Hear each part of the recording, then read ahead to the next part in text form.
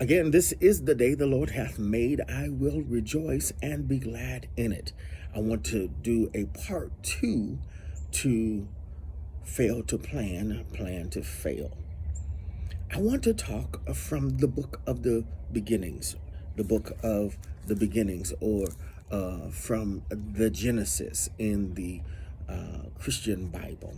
In the book of the beginnings, or the book of Genesis, we see a story, a myth story, or the story of the origins of humanity, how the earth is formed, how the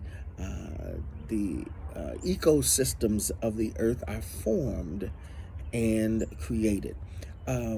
Maybe created and formed. Some people say out of nothing everything came, and then some people say there is some substance and that things came out of that substance. Wherever you are in the theological debate, I just want to say this, that there was a plan, and then there was the manifestation of the plan.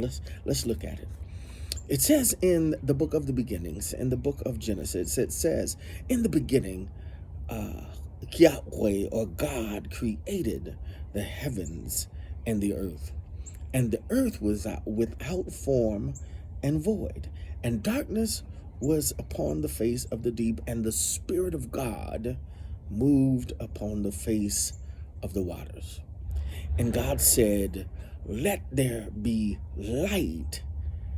And there was light. And God saw that the light was good, and God divided the light from the darkness, and God called the light day, and the darkness God called it night. And the evening and the morning were the first day. Listen, and the evening and then the morning were the first day. If we look at the way in which life comes about, we start ourselves out in darkness, and then we come to the light. We come into the knowledge, or into a revelation of what life is and what life can be. So there is the evening darkness, where we are in darkness, or when we're unaware, or we are, some people would say, ignorant, or not in awareness, and then it becomes a daytime. What I like to say here is that God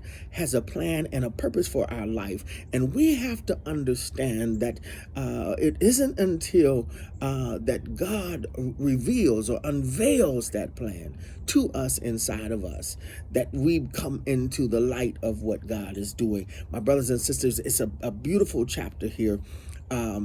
If we think about what's going on, the Spirit of God is hovering over the waters. It says that the Spirit of God is hovering over this mass of darkness. This Spirit of God is, in some translations, it says, in the midst of chaos. And what happens is that the Spirit of God moves into place and waits for the revelation to come in the midst of chaos. That the Spirit of God hovers over chaos and waits for the word to come. My brothers and sisters, the divine word is the word of ordering. It's the word of purpose. It's the word that brings forth life.